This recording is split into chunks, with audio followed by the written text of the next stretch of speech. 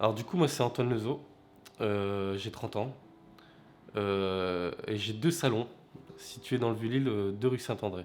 Et un autre situé donc ici, donc à 1 bis rue d'Inkermann.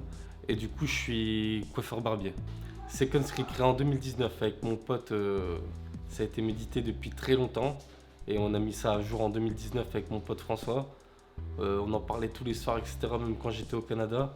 Et puis on s'est dit, ok, on approchait là, on avait 27 ans à peu près, tu vois. Et on s'est dit, vas-y, c'est le bon moment. On avait déjà beaucoup de choses en magasin, dans le savoir-faire, etc., dans les méthodes de dégradé, techniques au ciseau et tout. Et on s'est dit, ok, c'est le moment de le faire. On l'a fait. Je suis rentré du Canada, on l'a fait 3 mois après que je sois rentré, rue de Saint-André. Ça a marché, ça a pété direct. En plus, c'était vraiment. Il n'y avait pas encore autant de barbeurs que ça, tu vois, à l'époque. Nous, on est arrivé, on a fait péter ça direct. Il y avait déjà une hype qui tournait avec nous au départ parce qu'on avait déjà une clientèle, lui et moi. Et on a apporté vraiment ce côté un peu anglo-saxon qu'on retrouvait pas dans tous les barbeurs de Lille, quoi, en fait, tu vois. Et on a décidé d'ouvrir le deuxième assez vite. Au bout d'un an et demi, on a ouvert le deuxième. Et on a attiré beaucoup de gens, c'est-à-dire que on a attiré la télé, etc. France 3, des joueurs de football, du LOSC, etc., des joueurs de l'équipe de France. Euh, et avec un maître mot, c'était la qualité de prestation dans la baseline. C'est quoi en fait? C'est de mixer le monde des coiffures traditionnelles, des coiffeurs traditionnels avec le milieu barbershop, sans trop que ça fasse barbershop non plus.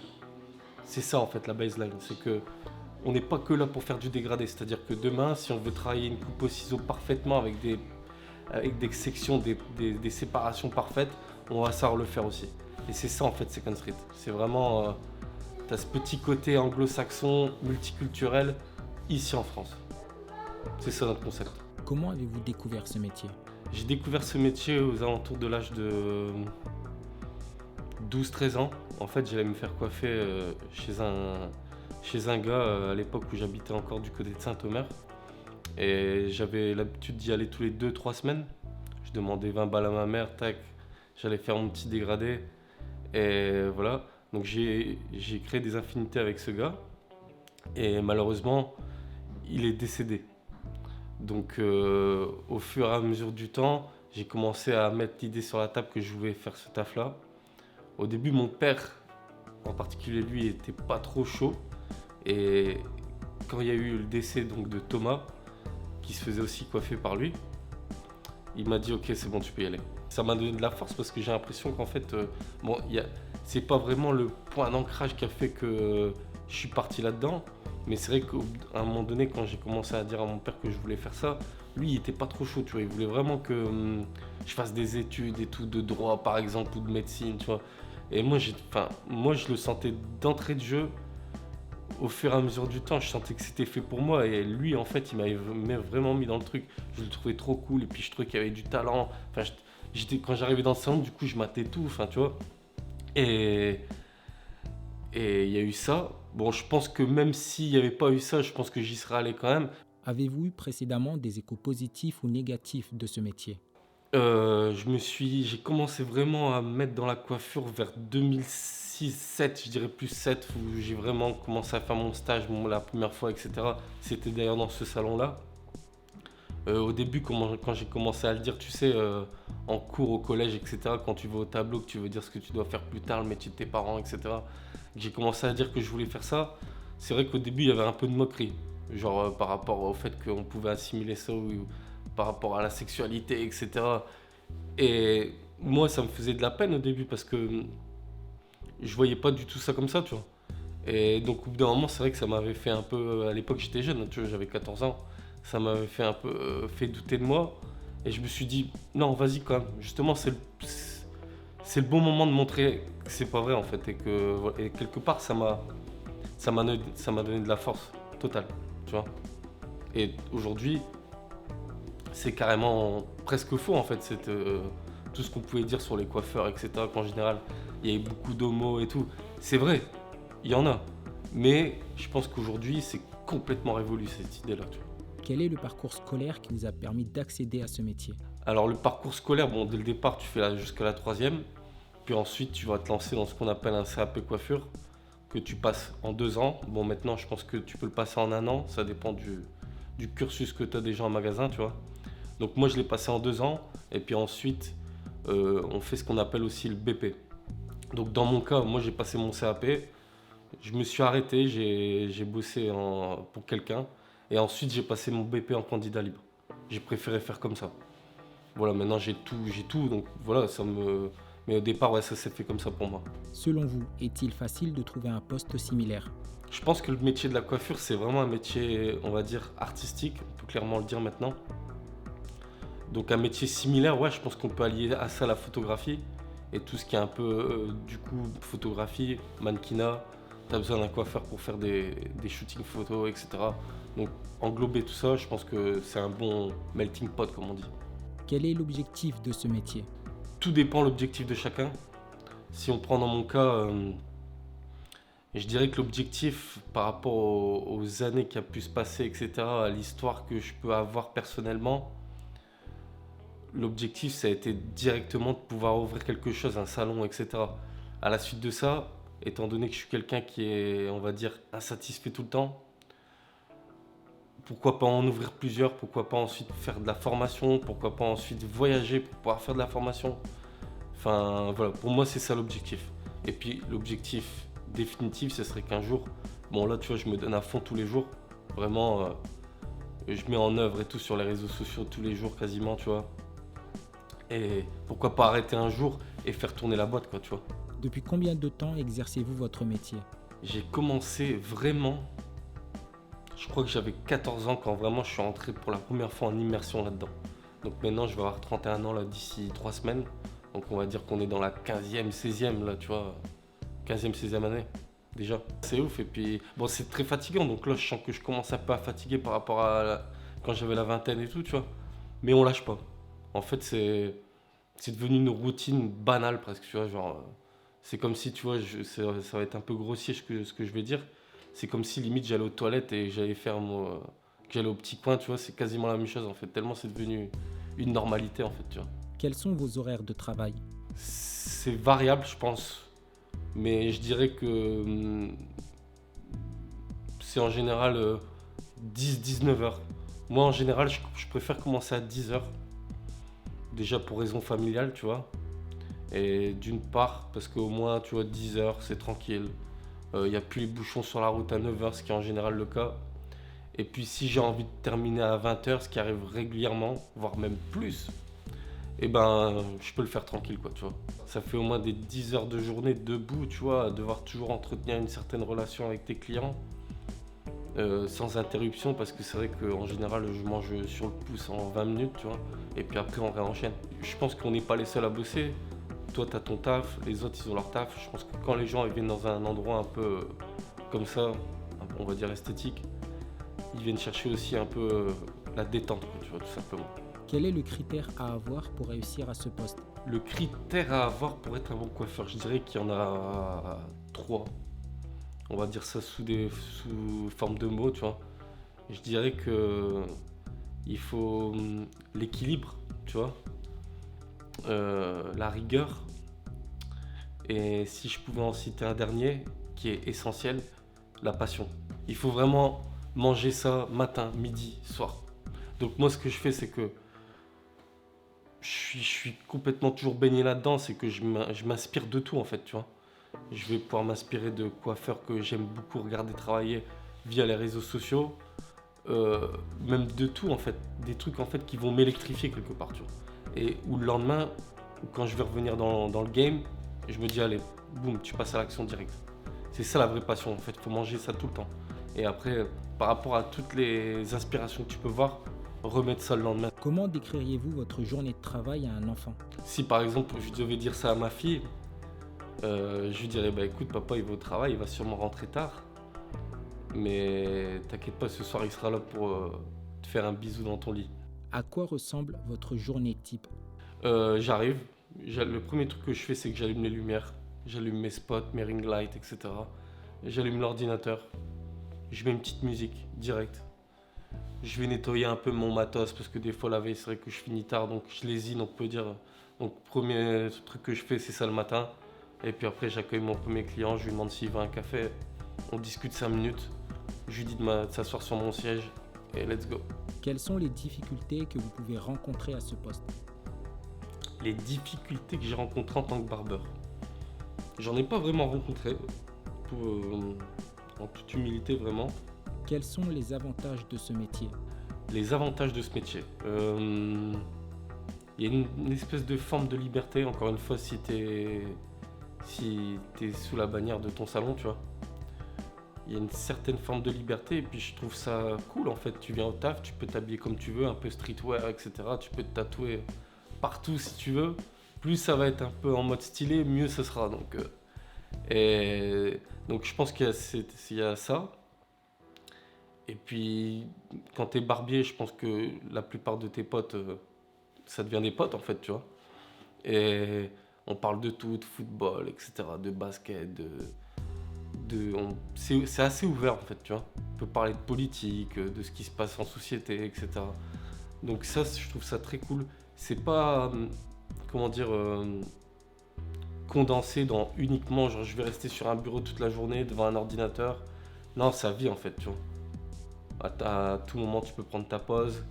Si tu as envie d'aller fumer une clope, tu peux.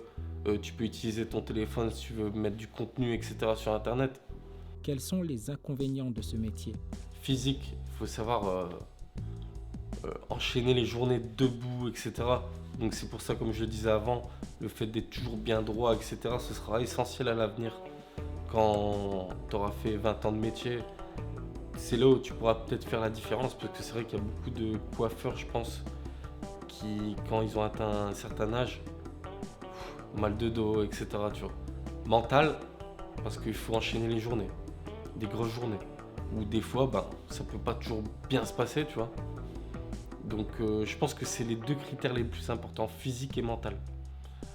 Mental surtout parce que des fois, tu peux avoir affaire à des critiques par exemple, tu vois, ça peut arriver, tu vois.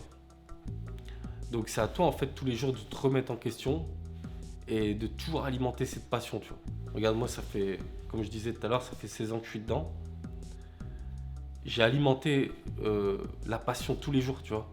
Et au bout de 16 ans, j'ai toujours faim en fait, tu vois. Donc je pense que comme tu le dis, c'est les deux critères les plus importants, physique et mental. C'est, on va dire, des inconvénients comme des avantages. Quel est votre plus beau souvenir? J'en ai pas mal. J'ai eu la particularité de voyager beaucoup avant et d'aller dans des pays qui sont faits pour ce taf-là, tu vois. Genre le Canada, les États-Unis et tout, l'Angleterre. Et j'en ai un en particulier, c'est qu'un jour, en fait, j'ai rencontré J'étais dans une auberge de jeunesse à Los Angeles. J'ai passé du temps un peu là-bas, tu vois. Et j'ai rencontré un type, un Américain de Chicago, un peu farfelu, tu vois. Tu sentais que c'était un Américain pur souche, tu sais. Mais adorable, tu vois, le mec. Et on avait fait une soirée, on venait de se connaître, on avait fait une soirée ensemble. On a été dans un bar et tout. Et dans ce bar-là, on avait croisé une actrice de ouf, c'était genre Jessica Alba, tu vois. Et donc on rentre et tout à l'auberge, et puis il me dit vas-y, demain, si tu veux, on va au Grand Canyon, au Sequoia National Park. Et si tu veux, tu me coiffes là-bas et tout. Sur le début, j'étais pas chaud parce que j'étais fatigué, je venais juste en fait, je rentrais de San Francisco, tu vois. J'avais fait toute la route en voiture, c'était assez long. Et du coup, je lui dis, bah écoute, je te dis quoi demain? Le lendemain, il se réveille, il vient me choper dans mon lit, il me secoue comme ça et tout. Et il me fait, allez, vas-y gros, viens et tout, je loue la voiture, t'as rien à dépenser et tout. Il était 7h du matin, déterminé le mec, tu vois. Et je fais, allez, vas-y. On était avec un autre pote à lui qui était canadien. Donc on commence à aller là-bas, il y avait genre 3-4 heures de route quand même, tu vois. Au départ d'LA. Et on arrive là-bas et puis lui et son pote, il y avait une GoPro. On s'est mis sur le plus grand spot du truc, quoi, tu vois. Et j'ai commencé à lui faire une coupe en plein Sequoia National Park, tu vois. C'était incroyable. Franchement, insensé, quoi, tu vois. Et c'est des souvenirs marquants parce que du coup, ça a créé une relation avec ce gars-là. Et aujourd'hui encore, on est encore on se parle encore, quoi. Et Los Angeles, c'était pas hier, hein, c'était en 2016, tu vois. Donc, et on se parle encore aujourd'hui, tu vois. Et il adore la France. Et ce mec-là, il est venu 2 ans après. Alors, je crois que c'était c'était en 2017, donc 1 an à peu près après. Il est venu ici en France, à Lille. Donc, tu vois, le mec de Chicago qui. en mode building tous les jours. En plus, je pense il y a un bon poste et tout là-bas. Du coup, je pense qu'il y a la belle vie, quoi, tu vois. Good life, comme on dit. Il vient ici en France et tout. Et il a adoré l'île, quoi. Il a adoré l'île parce que bah, l'architecture et tout. Euh, je l'ai emmené dans un bar à vin parce qu'il voulait absolument goûter les vins français. Et à un moment donné, il était 2h du mat. Je lui ai dit, vas-y, viens, on rentre et tout. Il voulait pas rentrer, il voulait rester là, tu vois.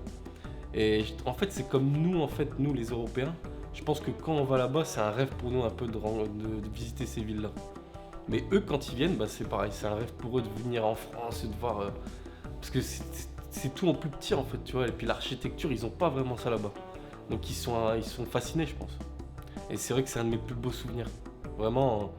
D'ailleurs, je vais citer son nom, il s'appelle Matt Steele. Adorable mec, franchement, je l'adore ce mec, vraiment.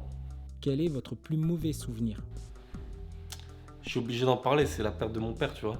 C'était le 24 mai 2021, donc pas si vieux que ça. Et la particularité, pourquoi lui? Parce que quand on a ouvert Second Street avec mon pote, donc je suis pas seul à avoir ouvert Second Street, il y a aussi mon pote François qui est dans l'histoire. Il venait nous aider, nous conseiller tous les jours. Il venait d'être en retraite, etc. C'était pas le genre de mec qui voulait aller faire du golf ou aller se balader dans la forêt. Du coup, si on le mettait pas au taf, il restait dans le canapé et il déprimait, quoi, tu vois. Donc on lui a dit, bah écoute, viens avec nous. Et c'est vrai qu'il nous a bien lancé, tu vois. Et malheureusement, il nous a quittés d'un arrêt cardiaque un an et demi après l'ouverture du premier salon. 2 ans, 2 ans. Donc je dirais que c'est clairement mon plus mauvais souvenir. D'ailleurs, il est là en photo, il est là avec moi en photo à l'accueil, tu vois. Donc voilà. Au départ, il croyait pas trop en ce métier-là. Vraiment, je te le dis. Et après, quand il a vu que j'étais parti aux US, au Canada et tout, et que j'ai commencé à lui montrer des vidéos comme quoi le métier de barbeur et de coiffeur aussi, si on peut dire ça, il y avait une hype qui commençait à se créer autour de ça, tu vois. Et que oui, aussi là-dedans, on pouvait se faire de l'argent, tu vois. Il n'y a pas qu'en étant que dans le droit ou dans la médecine. Il y a aussi, je pense que en coiffure, tu peux être quelqu'un de très riche aussi, je pense. Si tu mets ta passion tous les jours en mode crève la faim, je pense que ça peut payer, tu vois. Même dans les jours en fait où tu crois que tu n'avances pas trop, je pense que c'est là où en fait il faut pas lâcher, tu vois. Et je pense qu'au bout d'un moment, c'est là où ça va payer aussi, tu vois. Dans les moments où tu t'y attendras le moins. Et ça, on a parlé des longues heures, lui et moi, c'était quelqu'un de très qui met bien la discussion, très mentale, etc. Il était vraiment là-dedans à fond. Il était, à la base, il était dans la promotion immobilière et tout, enfin, rien à voir. Et après, il est rentré complètement dans le truc, c'est-à-dire que Second Street, il en parlait absolument tous les jours, quoi.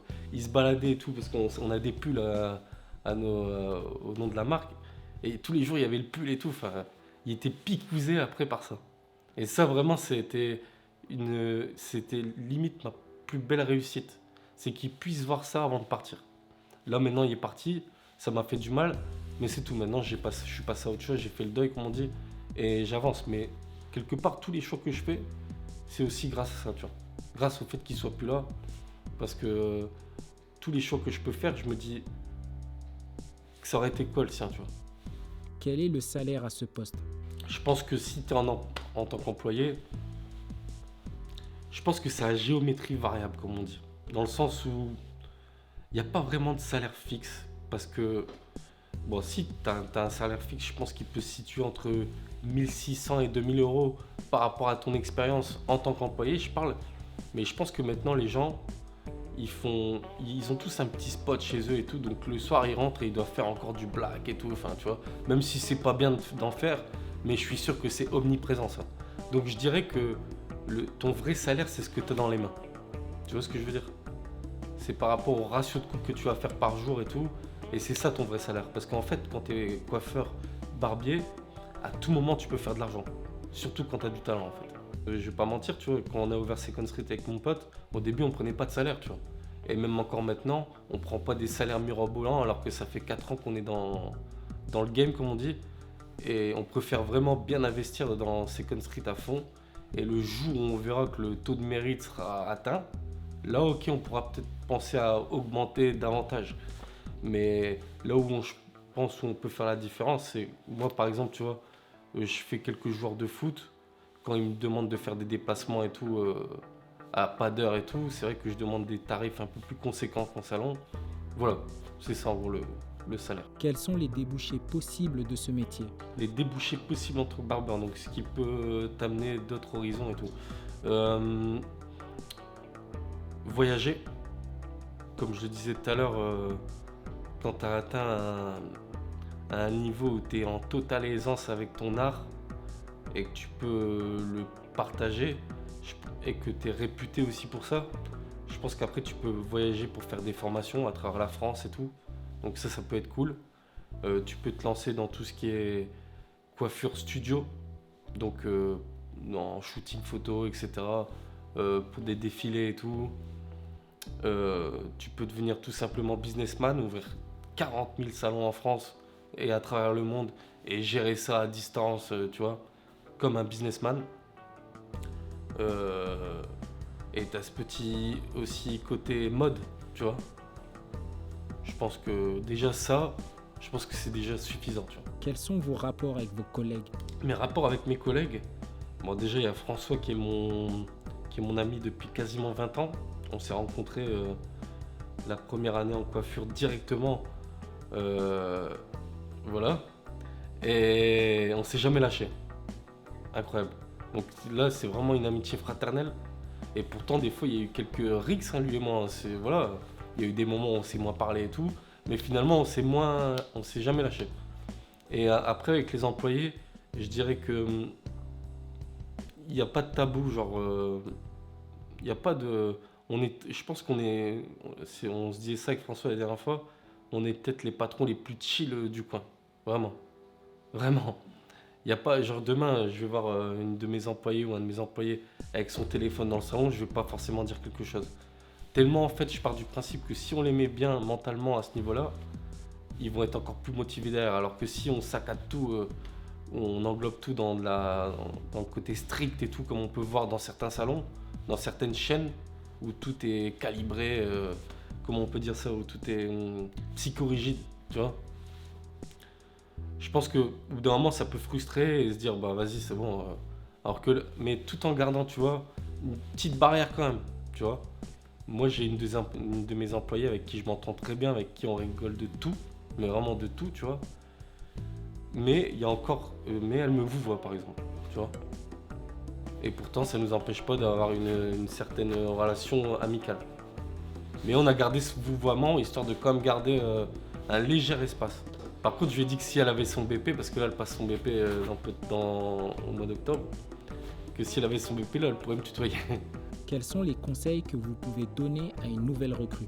Les conseils que je peux donner, je pense que j'en ai cité déjà quelques-uns avant. C'est que déjà, même dans les temps morts, on va dire, dans les moments creux de ta carrière, c'est dans ces moments-là justement où il faut rien lâcher du tout, tu vois. C'est encore plus dans ces moments-là qu'il faut rien lâcher que dans les moments où il se passe des événements dans ta vie par rapport à ton taf, genre je sais pas, tu gagnes un concours ou quoi aux caisses, tu vois. Là, c'est bien, tu vas avoir ton petit quart d'heure de gloire et tout, et puis après la hype va redescendre un petit peu. Mais justement, c'est dans ce moment-là qu'il faut rien lâcher pour pouvoir encore aller plus haut derrière, tu vois. C'est un peu comme si tu étais un peu un sportif pro, limite, hein. Vraiment, c'est presque ça, hein. Le mental, euh, les bonnes habitudes, pas aller se coucher trop tard, bien manger, les sacrifices que tu peux faire, euh, le- les conseils que tu peux donner au quotidien et tout. En fait, c'est comme un iceberg, tu vois. T'as la face visible, tu connais, je pense, et la face immergée. Et tout en dessous de la face immergée, il y a les points les plus culminants que tu dois travailler au quotidien, tu vois. Parce que les gens en haut, dès qu'ils voient que le haut, ils voient que le succès, tu vois. Avez-vous un message à donner pour ceux qui souhaitent réaliser ce métier? Allez-y. Franchement, c'est un des plus beaux métiers du monde. Vraiment, quand j'ai commencé ça, et en plus, j'ai eu la chance d'être formé par des très bons profs et tout, qui sont là, ici présents. Et, et pourtant, ça fait plus de 15 ans maintenant et tout. Franchement, c'est un des plus beaux métiers. Et tout à l'heure, on parlait, regardez, il est là, ici avec nous, on parlait de l'ergonomie. Monsieur Delacre, l'ergonomie, c'était vous qui disiez, ouais, voilà, pas de cul de poule, les hémorroïdes, etc. Et tu vois, ça fait 15 ans qu'il m'a dit ça et je l'ai pas oublié, ça m'a marqué. Et je trouve que c'est un métier vraiment, surtout la physionomie, le relationnel, le côté artistique. En fait, ça englobe tout ce que tu peux voir dans d'autres métiers, mais en un. Et c'est pour ça que pour moi, c'est un des meilleurs métiers du monde quand tu es passionné. Cette interview touche à sa fin. J'espère qu'elle vous a permis de découvrir la réalité terrain de ce métier. Si vous jugez que cette vidéo a été utile, n'hésitez pas à interagir avec elle pour qu'elle soit suggérée plus facilement à ceux qui en ont besoin. Ajoutez à ça, n'hésitez pas à vous abonner pour ne pas rater la suite des interviews à venir. On vous remercie d'avoir suivi cette vidéo jusqu'au bout et à très bientôt.